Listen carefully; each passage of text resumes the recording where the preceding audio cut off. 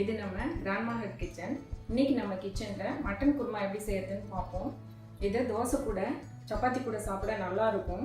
Rice கூட கூட நீங்கள் சாப்பிட்லாம். அப்படி ரைஸ் கூட சாப்பிட்றதா இருந்தால் கொஞ்சமாக உப்பு சேர்த்துக்கோங்க, ரொம்ப நல்லா இருக்கும். இப்போ அதுக்கு தேவையான பொருட்கள் என்னன்னு பார்த்துருக்கோம். இன்னைக்கு மட்டன் குருமா செய்யறதுக்கு நான் 1/2 கிலோ மட்டன் எடுத்து வச்சுருக்கிறேன். அது கூட குருமாங்கிறதுனால இதுக்கு தேங்காய் தான் முக்கியம். அதனால் ஒரு மூடி தேங்காய், அதாவது அரை தேங்காய்.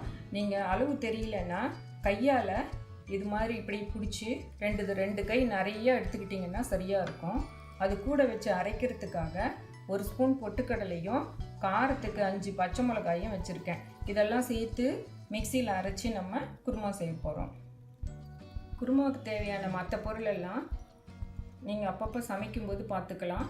மொத்த பொருளும் ஸ்க்ரீனில் உங்களுக்கு தேவையான பொருள்கள் இதில் லிஸ்ட்டில் வந்துடும். அதை பார்த்து நீங்கள் எடுத்துக்கலாம். இப்போது அடுப்பில் ஒரு குக்கரை வச்சுட்டு அது கூட நம்ம இந்த 1/2 கிலோ மட்டனை சேர்த்துக்கிறோம்.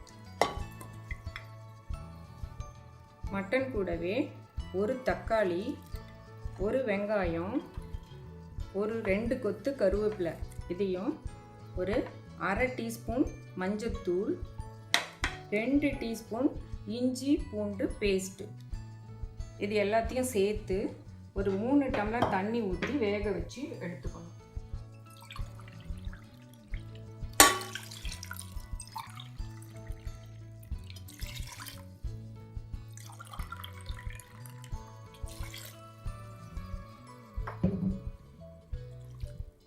இப்போது குக்கர் மூடி போட்டு 5 சவுண்டு விட்டு நம்ம நிறுத்திடுவோம்.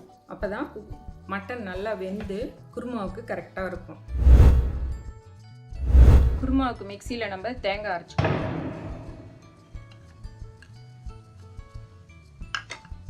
காரத்துக்கு 5 பச்சை மிளகாய், 2 ஏலக்காய், 1 டீஸ்பூன் பொட்டுக்கடலை, இது எல்லாத்தையும் நல்லா மைய அரைச்சி எடுத்துக்கணும். இப்போ இது கூட 1 டம்ளர் தண்ணி சேர்த்து அரைக்க போகிறோம்.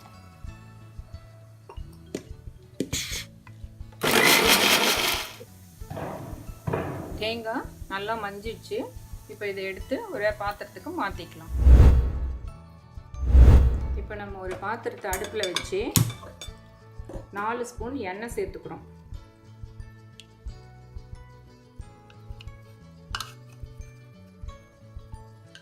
எண்ணெய் நல்லா சூடாகணும். இந்த எண்ணெயில் 1 பட்டை, 2 லவங்கம், ஒரு பாதி இல்லை ஒரு அன்னாசி பூன்னு சொல்லுவாங்க, இல்லை ஸ்டார் அனைஸ்ன்னு சொல்லுவாங்க, இது ஒரே ஒரு பிரிஞ்சி இலை, இது நல்லா சூடாகணும்.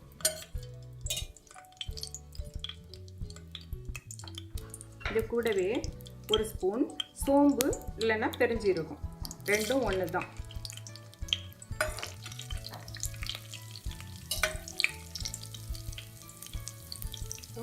சோம்பு பொரிய ஆரம்பிச்சிருச்சு. இந்த டைமில் நம்ம 2 பெரிய வெங்காயம் அரிஞ்சு வச்சுருக்கிறத சேர்த்துக்கலாம்.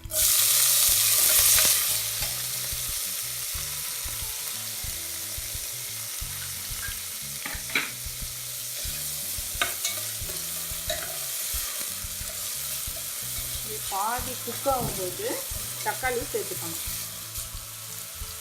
இந்த டைமில் 2 தக்காளியை சேர்த்துக்கலாம்.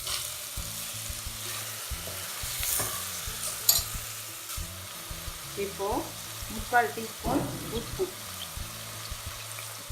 இது கூடவே புதினா கொத்தமல்லி கொஞ்சம் போட்டுக்கலாம்.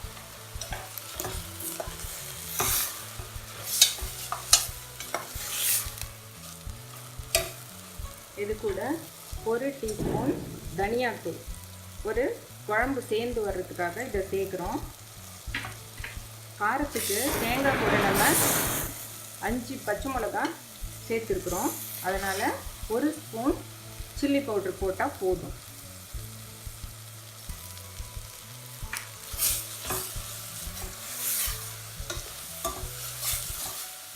இதெல்லாம் எண்ணெயில் நல்லா கலந்து வாசனை வரும்பொழுது அரைச்ச தேங்காயை சேர்க்கணும். மிக்சியில் அரைச்ச தேங்காயை சேர்க்குறேன்.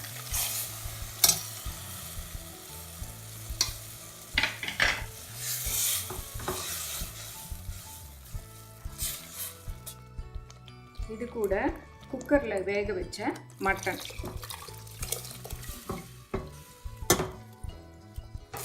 இது எல்லாம் நல்லா சேர்ந்து கொதித்து பச்சை வாசனை போயிட்ட பிறகு நம்ம இதை இறக்கணும்.